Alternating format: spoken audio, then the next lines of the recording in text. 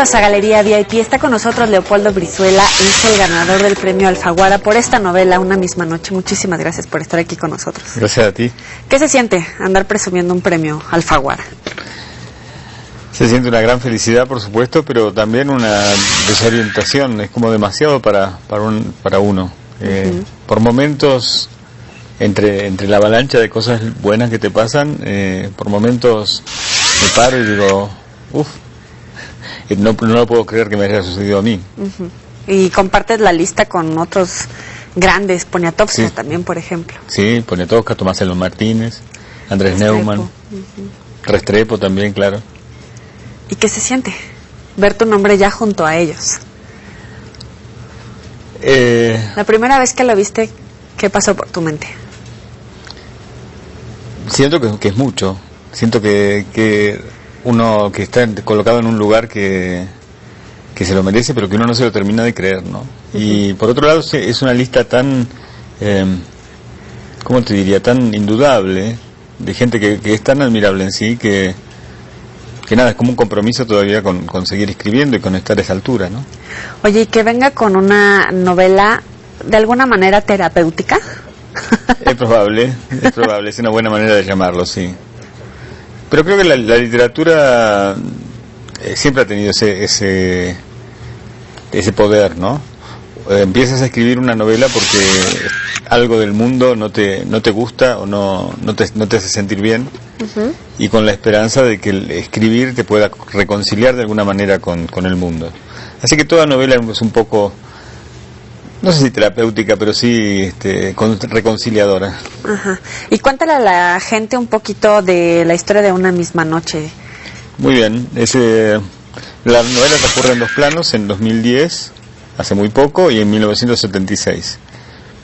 Empieza cuando el personaje es testigo del asalto de una banda de policías y ex policías que irrumpen en una casa vecina. Un protagonista bastante parecido a mí, es un escritor de unos 40 y pico de años, que se siente como desesperado, sorprendido por esa realidad tan brutal, y empieza a pensar en sus propias reacciones, en las reacciones de los vecinos, pero sobre todo se acuerda de algo que pasó, de otra irrupción de la policía, muy parecida, en esa misma casa, pero 34 años antes, cuando él tenía 12. Entonces, ¿En plena dictadura? En plena dictadura. Y Argentina. En esa noche de 1976, cuando él tenía 12 años, la policía irrumpe en su casa para hacer un registro de rutina, pero igual de una manera muy violenta. Su reacción es tocar el piano.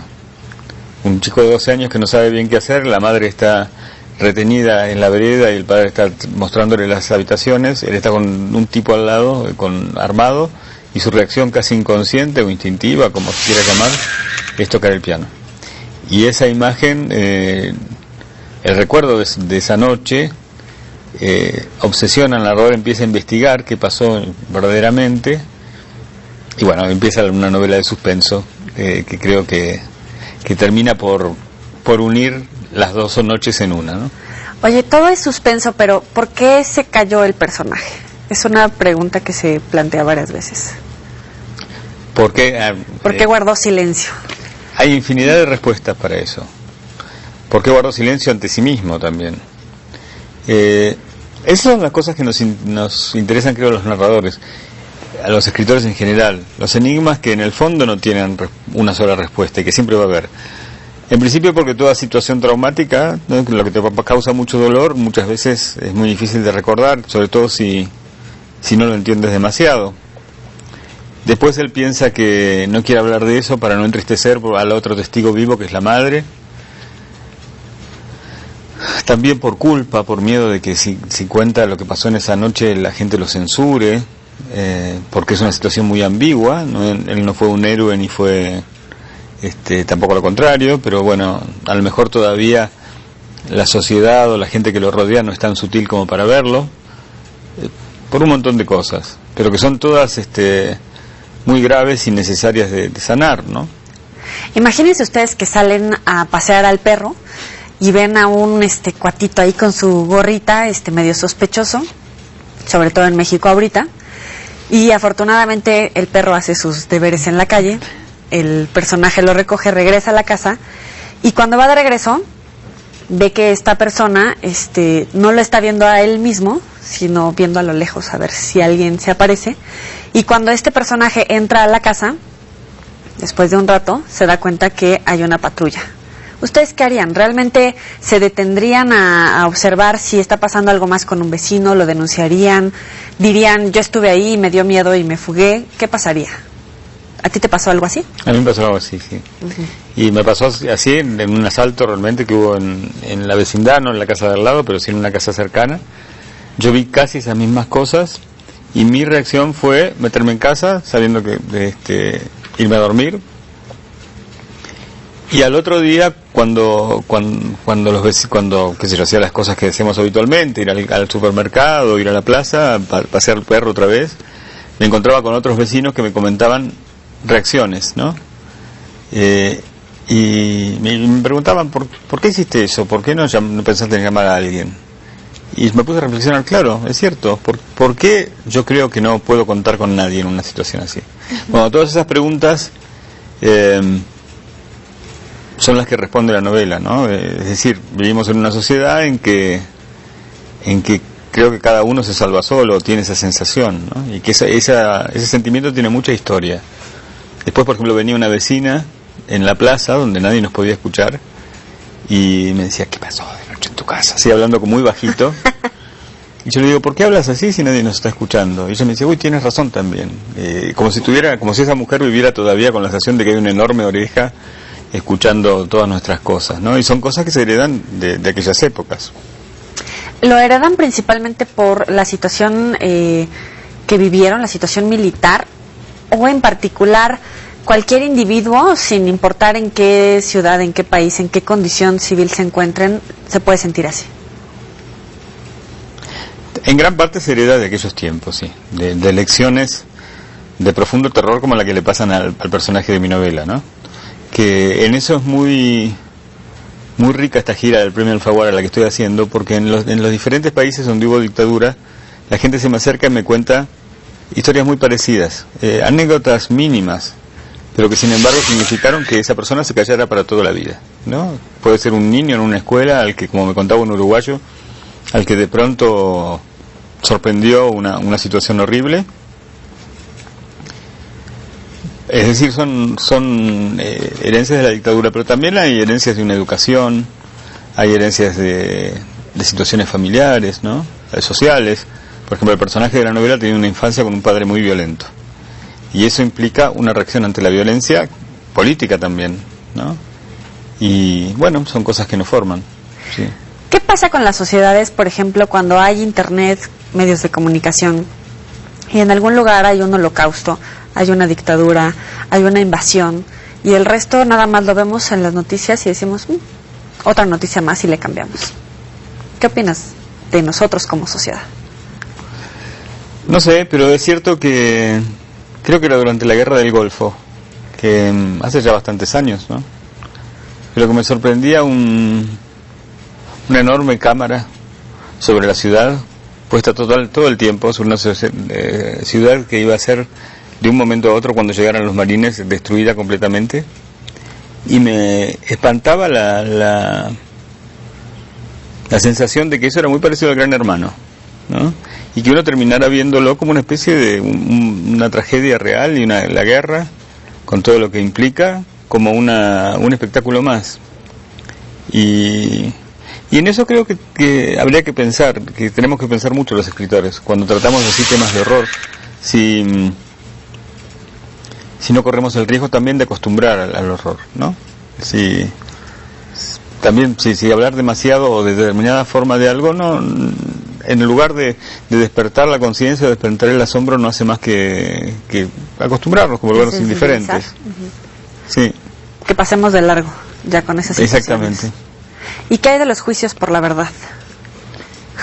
Bueno, es muy interesante porque durante el 2010, que es cuando transcurre la novela, están en curso, digamos, los juicios que se hacen en la Argentina para condenar a los militares de la dictadura. Y esos juicios van influyendo muchísimo en el personaje, que al principio recuerda muy mal esa anécdota del año 76, y a medida que va leyendo lo que pasa en los juicios, que los diferentes testigos hablan o se van revelando determinadas cosas, como quiénes eran los espías en un barrio, etcétera, va componiendo su propia memoria. Y ahí me interesa mucho, ya que es el único país, digamos, por lo menos del Cono Sur, que está juzgando a los militares. Me interesaba mucho ver cómo influyen un juicio en una sociedad, porque lo que estamos viviendo es que un juicio no solo importa para el victimario y la víctima, sino ni para los que lo rodean, sino para toda la sociedad. Un juicio es una manera de decir esto pasó, ¿no? Y decir esto pasó es decirle a la comunidad en qué te parecías o en qué situaciones similares viviste tú, ¿no? Y eso es muy muy movilizador. Y creo que es muy sanador, claro. Claro, muy sanador, sobre todo terapéutico para cualquiera, de repente empezar a escuchar un poco de, no sé si de justicia como tal, pero por lo menos que ya pasaron a ese juicio. Sí, además, por ejemplo, con una particularidad de la dictadura argentina que sobrevivió ampliamente a la propia dictadura, que es la negación. Videla admitió hace muy poco en un libro, Videla el dictador. Y llegó a haber críticas por parte, por ejemplo, de familiares, amigos, otros periodistas, escritores que dijeron, esto no está pegado, no a la realidad porque es una novela, pero que se te hubiera pasado un poquito la mano a la hora de contar la historia. No. O que te hubiera faltado detalles, o que te hubieran dicho, te faltó este momento decir esto. No, por ahora no. Ha sido bien recibida. Ha sido bien recibida, sí. Sí, curiosamente, yo también tenía miedo de eso, pero no. No. Sí, sobre todo como escritor que estás publicando de repente en algunos diarios por allá, pues también debe ser sorpresa para muchos de repente leerte en una novela contando esta historia que se gana la Alfaguara. Sí, pero también, ¿sabes qué? Mucha gente tiene miedo y también habla del miedo de la sociedad, porque diciendo, ¿cómo vas a hablar de eso? Te va a pasar una cosa terrible. Y ¿Tú no tuviste miedo en algún momento? ¿De publicar una novela? No, de contar esta historia. Por lo que me llegara a pasar, no. No. Pero es un miedo muy extendido, sí, en la gente. Y también es un miedo de fantasmas, ¿no? Digamos, ¿para qué vas a hablar de eso? ¿Te va a pasar algo? ¿Se van a enojar? Claro. Y todo lo contrario. Incluso cuando hablo, o el personaje habla más o menos, o encuentra defectos a gente como las propias víctimas, yo pensé que alguien se iba a ofender, y por el contrario, se agradece que se hable cada vez más del tema con, ¿cómo te diría?, con mayor humanidad, con todas los matices que puede tener cualquier persona, ¿no? Que no se endiose a la víctima. Ni la endiosas y tampoco, crucificas a nadie. Como que de repente das rasgos humanos de todo. Bueno, eso creo que es importante, ¿no? Eso me cuidé mucho. Esa es la lección de una escritora norteamericana, Flannery O'Connor, que yo admiro mucho, que decía, tienes que ser o neutro, o malo con todos, o bueno con todos, pero no bueno con algunos y malos con algunos y con otros neutros. Y creo que ese es el trabajo de la ficción, ¿no? Porque además también el trabajo de la ficción, o del que escribe novelas, es trabajar con seres humanos, no con abstracciones, ¿no? Entonces, por más que tú opines determinada cosa de los militares o de cualquier otra alguna abstracción, ¿no? Cualquier otra institución, en el momento que empiezas a trabajas con un ser que tiene contradicciones, que tiene lados buenos, malos, en fin. Una misma noche. Oye, estaría bueno que regalaras uno de estos libros a nuestro auditorio. Pero cómo no. Y a lo mejor yo se los hago llegar, quién sabe. Es Leopoldo Brizuela, Una misma noche. Vamos a hacer una pequeña pausa y después seguimos platicando con el autor. No le cambien.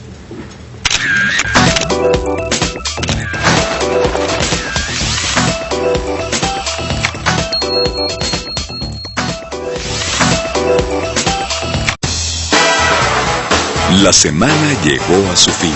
Conoce el resumen de los momentos más emocionantes de esta intensa carrera. Lo mejor de Hablar a lo Macho. Sábado, 13 horas. Es divertido. Todas las emociones. TVC. Se siente. La primera noche en las entrañas de esta selva destrozará por completo a varios. Olvidemos los buenos modales. Los nervios están de punta. Las pruebas se complican. Reto Explore Pepsi. un reality que te atrapará. Domingo 22 horas por TVC y TVC Deportes.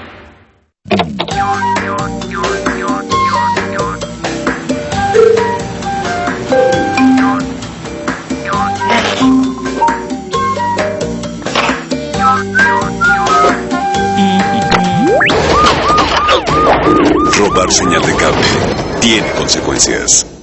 Conoce el resumen de los momentos más emocionantes de esta intensa carrera. Una madre construye, y construye el hombre de mañana. Lo mejor de Mamá en Construcción.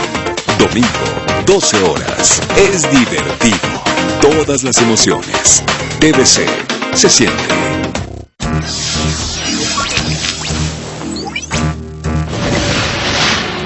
Tan solo tuvo que esperar 25,000 años para encontrar a un verdadero amigo. ¿Quién eres? ¿Ua? Doctor, había un neandertal. Quiere estar con su familia. Y lo ayudaré. Como antes. Ustedes esconden algo. ¿Dónde está el neandertal? ¿Con su hija? ¡No, mamá! El ojo del oso. Domingo, 9 horas. Todas las emociones. TVC se siente. Si somos tan malos padres que empujamos a nuestra hija a drogarse. Mi vida, estoy haciendo todo lo posible por sacarte de esto, pero piensa en la plática. Infiltrado. Domingo, 23 horas. Todas las emociones. TVC se siente.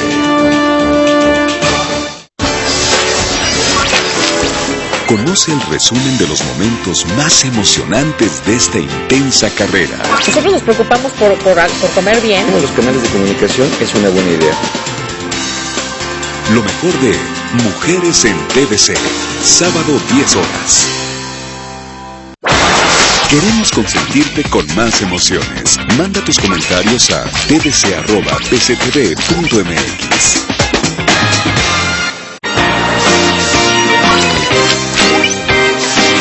Estás viendo Galería VIP.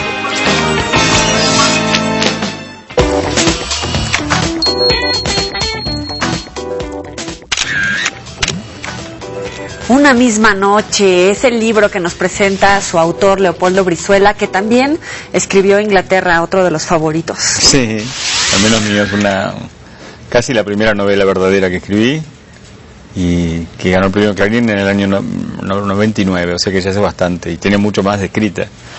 Pero es una historia completamente distinta en algún sentido porque transcurre a fines del siglo XIX y es una compañía de actores ingleses que después de estar por aquí, por Centroamérica, por México, por Centroamérica, van a actuar a Tierra del Fuego y por primera vez interpretan ante los indios, que van a ser exterminados poco tiempo después, pero por primera vez interpretan ante los indios una obra en la que hay un indio imaginado por Shakespeare, que es Calibán, ¿no? Y ese es el final de la novela. Después, entre medio, hay una serie de aventuras de estos actores a lo largo de la historia, y bueno, es una novela con mucho humor y que también se pregunta sobre la poesía y el silencio, ¿no? Leopoldo es más un personaje de suspenso, de comicidad, de terror. ¿Quién? ¿Tú? ¿Yo? ¿Yo en la vida cotidiana? No, soy una persona, pero es cierto que después de cuando se anuncia esta novela y cuando se anuncia el premio, la gente espera ver llegar a una persona distinta. Me parece como más sombría y más... Sí, claro. Tú ya vienes demasiado colorido. Yo cuando te dije, no, debería ¿de dónde le salió el horror? Debería interpretar eso. Pero no, bueno, son cosas, diversos planos de una personalidad, ¿no? Ajá.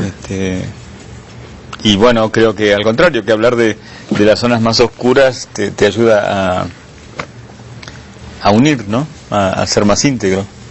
Ajá. Oye, y te preguntaba, se dice por ahí que eres poeta, narrador, guionista, pero dices que no, que dabas clases.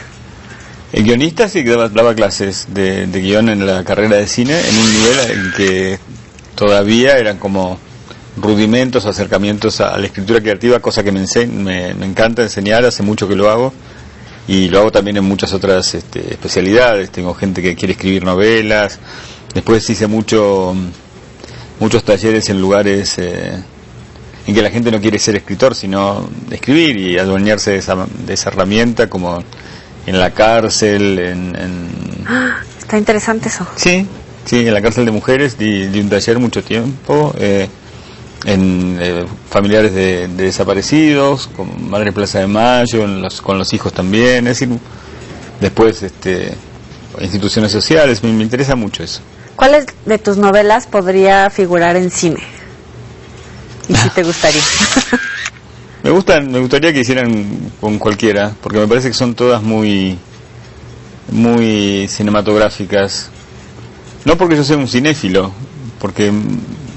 pero sí tengo una manera de imaginar muy cinematográfica, yo creo, con mucha acción y ante todo con un tratamiento visual de las escenas, ¿no? Ajá.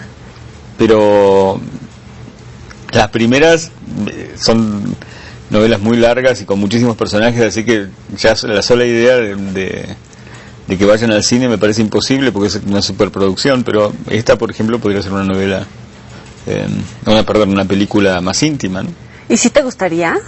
¿O preferirías que tus libros solamente estuvieran en papelito? No, claro que me gustaría. Lo que no sé es si participaría. Me parece que uno no tiene que participar en eso. Ni como guionista en la adaptación, en la traducción. No, para nada, porque me parece que pasa a otro lenguaje, que uno puede interferir, ¿no? Y que hay cosas que escritas tienen muchísimo... Uno lo ve constantemente en las películas sobre libros que uno quiere, ¿no? Que hay cosas que tienen una enorme importancia en el texto escrito y que puestas en imagen no tienen ningún valor. Lo que sí me gustaría, en el fondo, es escribir guiones de animación. Eso me fascinaría, trabajar para Pixar o algo de eso. Llamado a Pixar, hay un escritor que quiere pertenecer a su eso compañía. Me encantaría. Ajá. ¿Ya has hecho o imaginado algún personaje con bolita, naricita, ojitos? No, pero por ejemplo, para los niños que tengo más o menos cerca, siempre estamos inventando historias y aventuras y me encanta. Ajá. Me encanta, creo que tengo una imaginación muy apropiada para eso. Además de escribir, ¿te gusta dibujar, cantar? Tocar el piano? Ya me dijiste que no. No, tocar el piano después de... En esa época se enseñaba, o por lo menos los profesores que yo tenía cerca eran muy rígidos en la enseñanza del piano. No me daban ninguna libertad con el instrumento. Tan es así que terminé los estudios, estudié como 11 años, pero no tengo ningún tipo de libertad con el instrumento. Si no tengo una partitura y no la estudio, no toco. En cambio... Pero dominas el teclado a la hora de escribir. Sí. Y en cambio con otros instrumentos que nunca aprendí y que toco mal, pero me sirve para acompañar, para estar en una fiesta que canten todos. Y me gusta mucho cantar, sí, eso sí. ¿Qué cantas principalmente? Empecé cantando lo que ahora se llama world music, pero en aquella época se llamaba folclore anónimo, es decir, iba con una... Claro. Y un apasionado de la música que salía de las comunidades campesinas de toda Latinoamérica, y trataba de cantar con todos esos, imitando todos esos recursos. Y después toda la música popular me encanta. A ver, échate un cachito de no. de una popular, a lo mejor de alguna comunidad en Argentina. No, pero te puedo decir una mexicana que me encanta, que era en esa época que cantábamos, que me parece un prodigio de síntesis, que decía: mi padre fue peón de hacienda, yo fui revolucionario, mis hijos pusieron tienda y mi nieto es funcionario. ¿Qué tal? ¿No es maravillosa la capacidad de síntesis? Eso es toda una novela, una saga, yo qué sé. Espero haberlo citado bien, pero creo Reloaded. Que sí. Sí, ahí está. El final, ¿no? Y bueno, esas son las maravillas que produce la cultura, o producía la cultura popular en los campos, ¿no? Y ahorita andas de gira en la presentación de tu novela, está bomba. Sí, claro. Sí, está muy bien. Y sobre todo, por supuesto, por primera vez conozco Latinoamérica, que es algo que no hubiera podido hacer solo. Y ¿qué países vas a visitar que no conozcas o que ya hayas conocido? Apenas. No, casi todos. Yo había viajado muy poco por Latinoamérica. Solo conocía Perú y, Brasil mucho. Pero no había ido a Uruguay. pero no tenía esta especie de panorama fantástico, ¿no?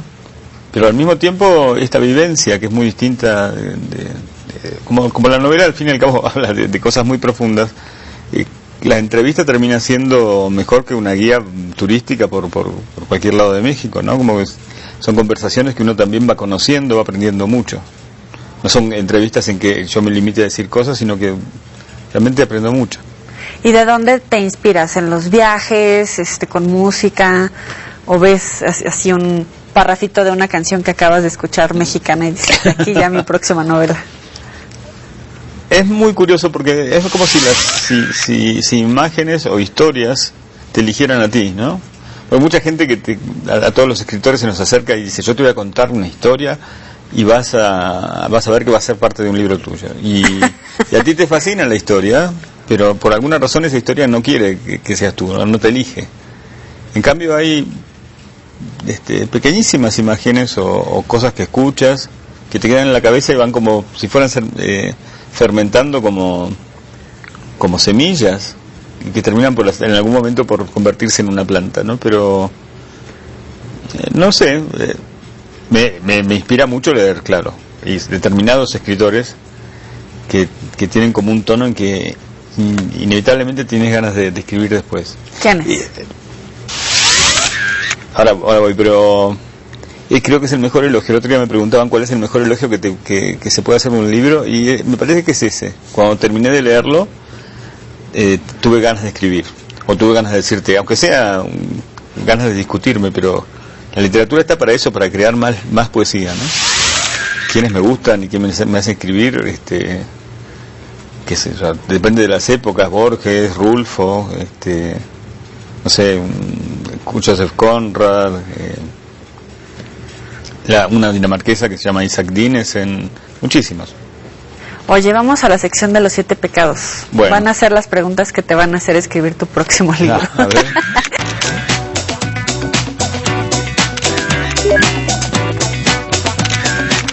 Avaricia. No puedo soportar la sola idea de que alguien sea avaro. Envidia. Envidia es un sentimiento humano que puede ser nefasto si no se lo asume, pero es muy difícil de asumir. Ira.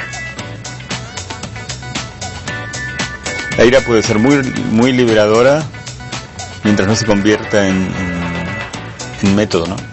Gula. La gula es algo... Hasta salivaste. Sí, algo que no comprendo. Es verdaderamente algo que no comprendo. Lujuria. Lujuria está muy bien. Pereza. Pero eso es un derecho, yo creo, que hay que permitírselo. Yo lo veo como eso. Soberbia. La soberbia es una defensa contra lo que no se quiere ver.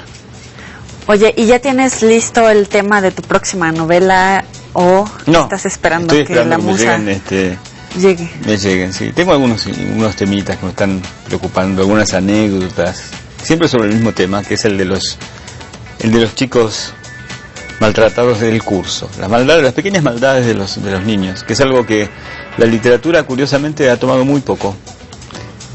Todos sabemos que los niños hacen maldades, pero muy pocos las cuentan en la literatura.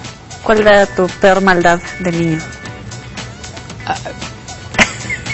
Yo creo la primera que me surge era que era malvadísimo con los cascarudos, o ¿cómo se llaman los escarabajos aquí? Ajá.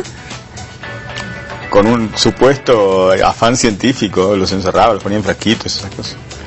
Perfecto, Leopoldo Brizuela, muchísimas gracias por estar aquí con nosotros. Bueno, ojalá nos puedan escribir a nuestras redes sociales en Galería VIP, o a ti en donde te pueden seguir. En Facebook también, sí. Como Leopoldo Brizuela con Z. Ahí está. Muchísimas gracias, nos vemos la próxima, pásala muy bien.